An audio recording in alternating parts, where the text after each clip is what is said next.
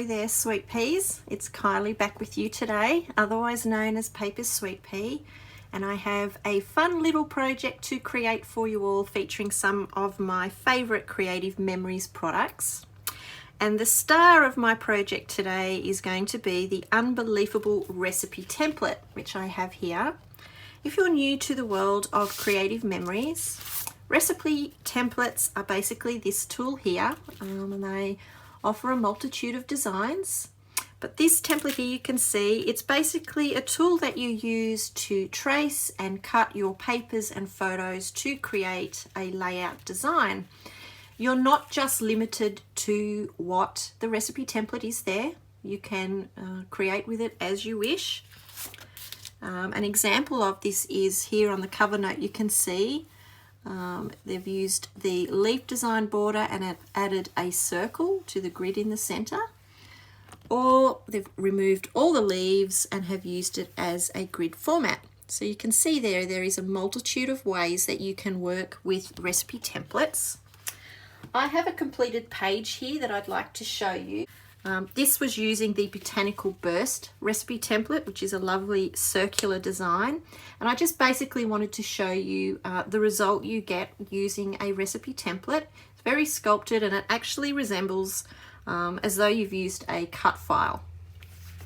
But I thought for something different today, rather than creating a full page layout from the recipe template, that I would just create a border, because I really want to encourage you all and show you all that the Creative Memories tools, there's so many ways that you can create with them and work with them.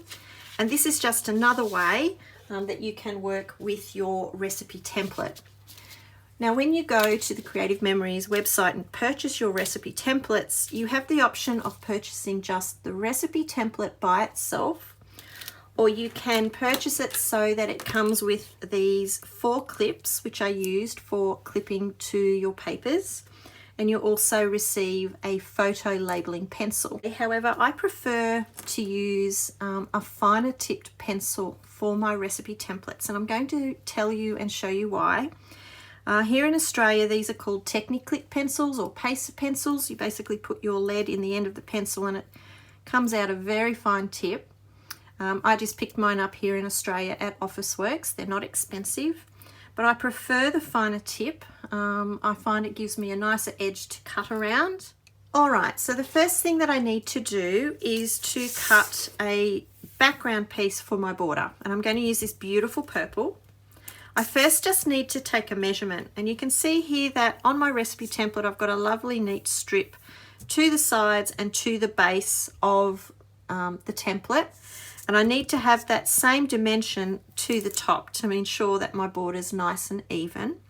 So I'm just going to bring in my Creative Memories ruler, and it tells me that it's 1/2 inch wide on this outside piece. So that tells me I need to have 1/2 inch to the top of this square.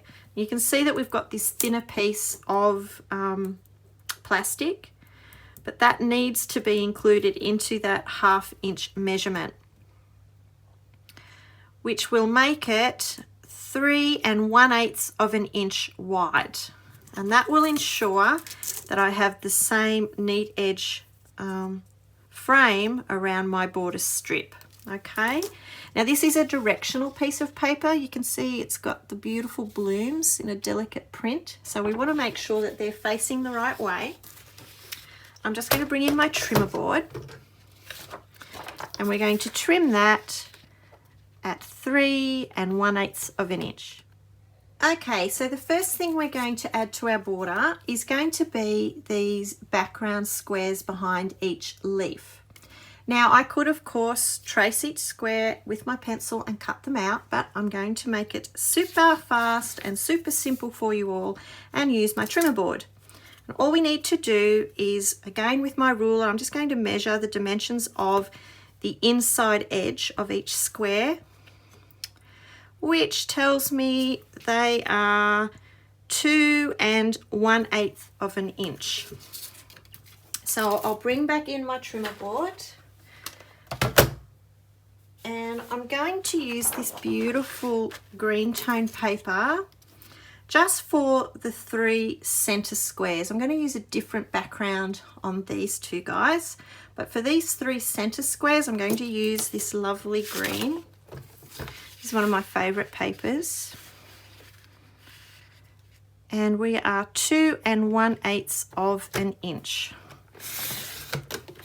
So super quick, they'll be nice and even, and we'll need the 3. 2, and we need 3. So that has our first 3 squares, which you can see will sit in this position from the frame, and I need 2 more for the outside squares, which I'm going to use a different paper again, and we just need 2 for these.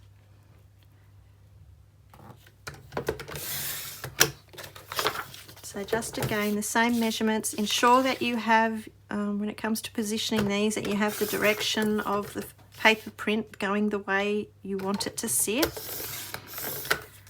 Okay, so that has all of our squares cut nice and fast. All right, so it's now time to put our squares into place, and I've just positioned them purely by eye. I'm going to bring my recipe template in and just lay over the top to make sure that I've got them pretty well where they need to be.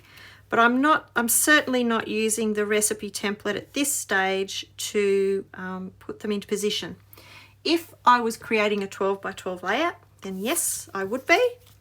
But this is just a quick little border to make, so I'm not certainly not going to be using the template to put these squares into place. So I'm just going to adhere them down.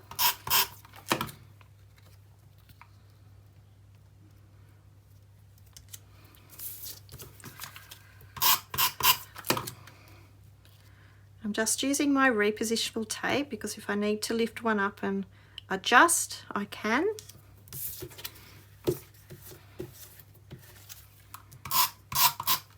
Make sure the direction of my papers are all the same. That's looking rather nice there. I'm just checking there with my template. Now we can set our border strip aside just for now because we're going to be working with the leaves. So this is where I have a little tip for working with your recipe templates. I do things a little bit different. I'm going to bring in the papers that I want to use. With your recipe template, when you receive it, you will see that you've got the Creative Memories title here on the front of the recipe template. So that tells me that that is the front of my template. Okay, I'm going to want to cut some pieces of my leaves from this dark green paper, but what I'm actually going to do is I'm going to flip the side that I want to see, which is this paper here. I'm going to turn it over on my desk, and because we know this is the front of our template, I'm actually going to do the same thing with my template and put it face down on the back of the paper that I want to see. The reason why I do this to trace my designs, even though I'm working with a really fine tip pencil, I don't want to see any markings after I cut out my pieces. Now I know many of you will be saying, well, you can just use an eraser to erase those lines, which yes, I can, but I do find no matter the quality of the eraser, you do risk losing some of the color of your scrapbooking layout, and I just want to avoid smudge marks on the front of the papers when I adhere them into place on my finished project. I know that makes me sound really fussy, but this is just a little something that I find works really well for me. So basically what I'm going to do, I think I'm going to work in panels with my leaves. And what I mean by that is I'm not going to cut a solid leaf. And you could do that. You can see that it does allow you to have a solid leaf in your recipe template, or you could have 3 separate colors in each leaf. I'm going to have 2 separate colors. So I'm just going to place that down nice and straight onto the back of my paper. And I'm just going to trace the 2 pieces that I want. And I'm going to try and conserve as much paper as I can. So I'm just moving that down a little. And I'm just going to bring in my scissors. And these pieces will get trimmed out like so.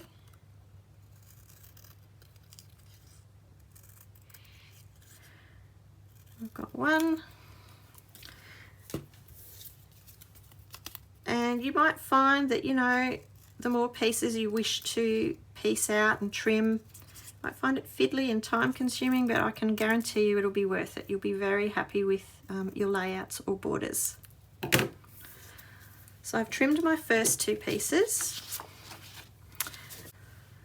Right, so I'm going to bring back my border and I'm just going to flip over my recipe template. Because when I flipped it over I was working with this leaf, well, I know that it's this corner that I'm going to be adhering into place.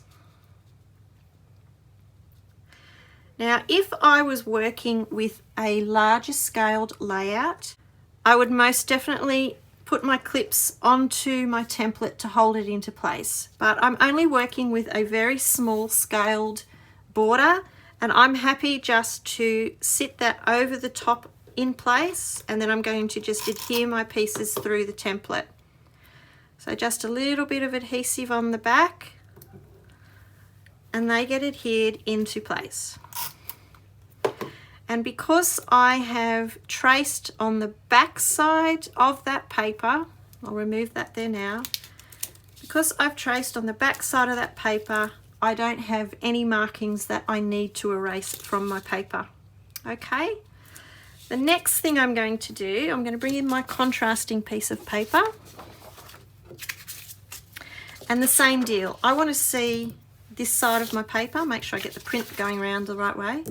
This is what I want to see. So I'm going to flip that over. I'm going to flip over my recipe template and we need to trace the remaining pieces. So again, with my pencil, I can press as hard as I like so I can see those markings perfectly and trim them out.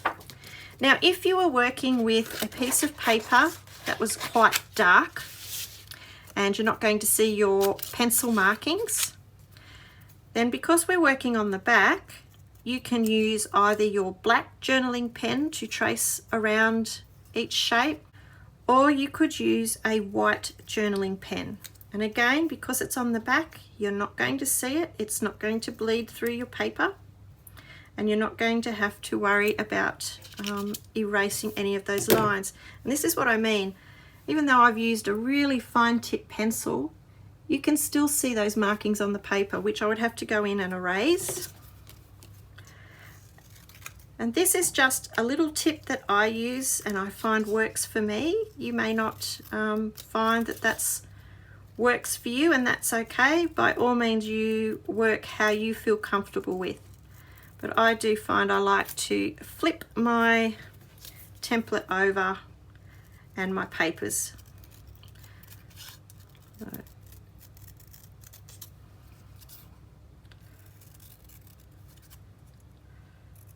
Okay, my scraps out of here. Bring back in my border. Flip back over the template to the right side. And just align those squares nice and neat, and we can position our other cuts into place. So using my template as the guide, making sure it's nice and square. It's kind of like putting together a little jigsaw puzzle. Now you know where all the pieces go. So put that one into place. And then we've got our smaller 2 here.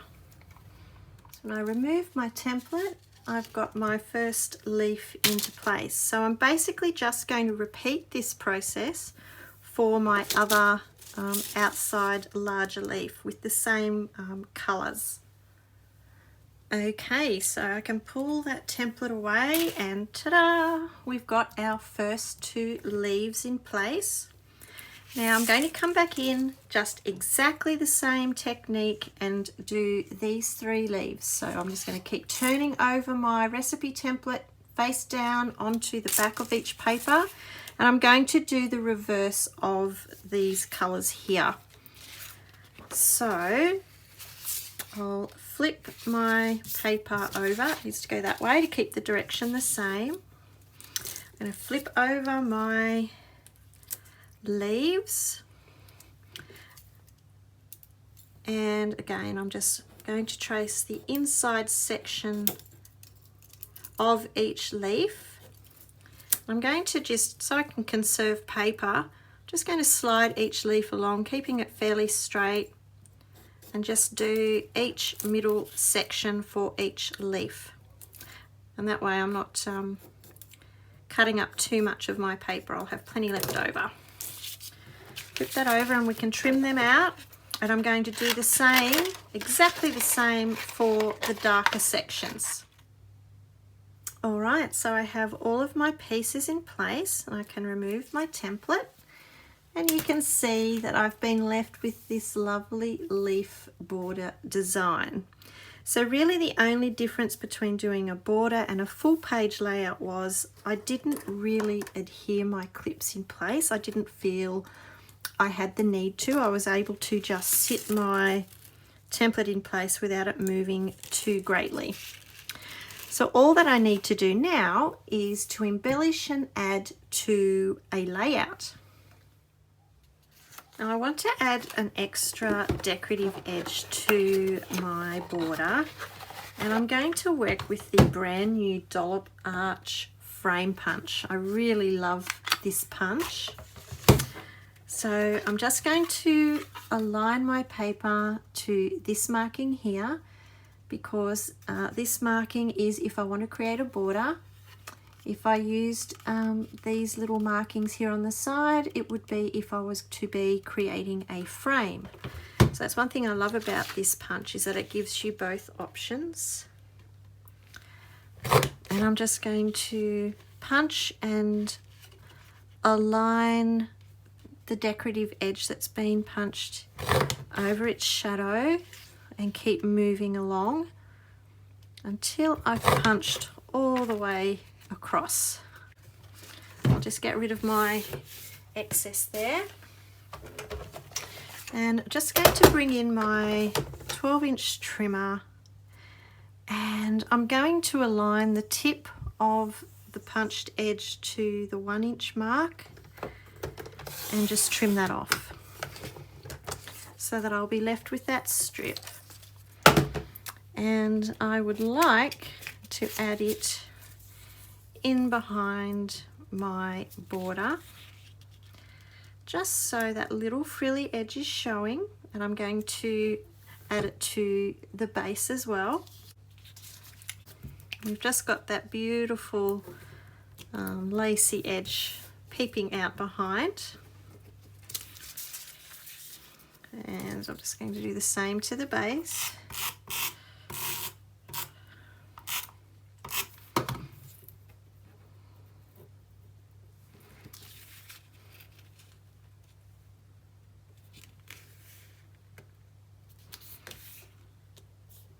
And if you find you've got any of your repositionable tape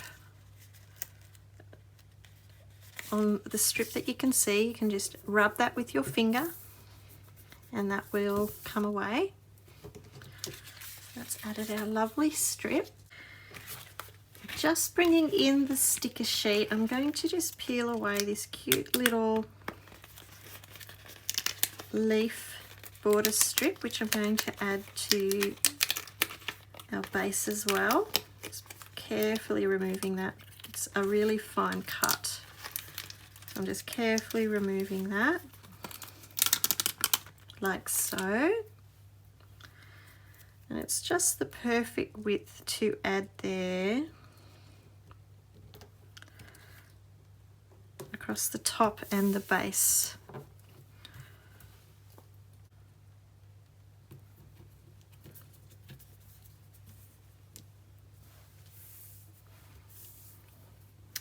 which which we can now add to our base page.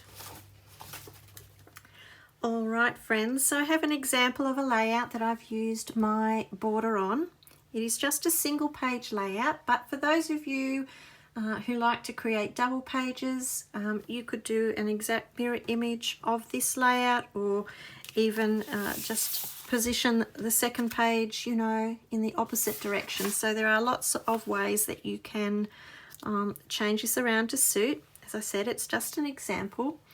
I've basically trimmed this lighter paper down to 11.5 inches by 11.5 inches. And this green piece of paper is 10 inches by 10 inches. And you can remove the center out of these two back pages. That way it conserves your paper supply. And I just created a neat little cluster of embellishments from the stickers and the embellishment pack. And I've also used a title from the must-have laser titles by Creative Memories. Thanks so much for watching today. I hope you've enjoyed seeing just one of the many ways that you can work with the Creative Memories recipe templates. Don't forget, if you'd like to have any more information about Creative Memories and you're here in Australia, all of my details are below this video. But for now, take care and I shall see you next time. Bye.